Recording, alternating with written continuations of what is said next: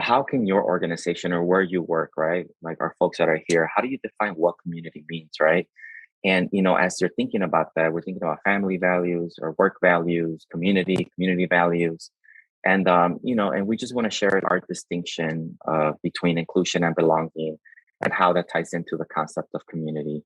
And at Nova, as you see here in our first little bubble with inclusion, right? Inclusion being a choice. And this is how we define it. This is how we share it with our clients and everything that we do with our learning. And we basically say that when we're inclusive, we have a space where everyone feels welcome, respected, and valued.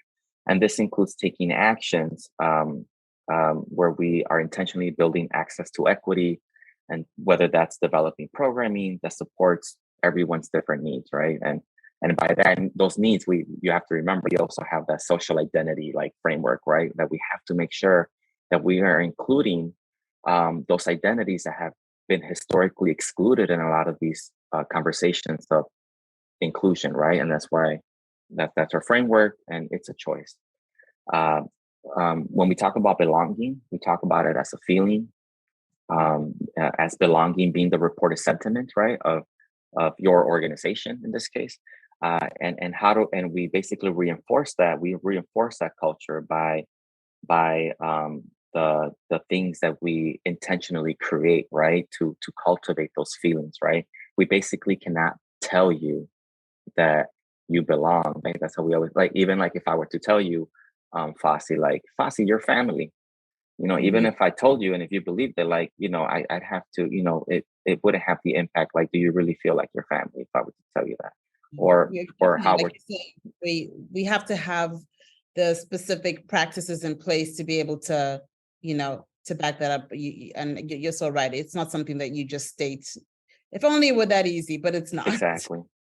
So yeah, no, thank you. And then all we're trying to say here between these two is that belonging is intricately connected with community, right? And just to wrap it up, so cultivating an atmosphere of true community at work, it requires intentional inclusion, right?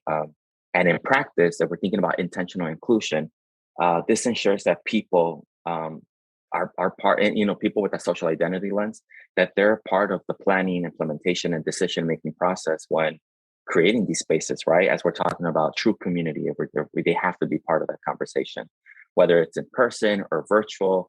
At this point, it's hybrid. These different spaces exist in different vacuums, right? And that's where community happens. That's the research is telling us.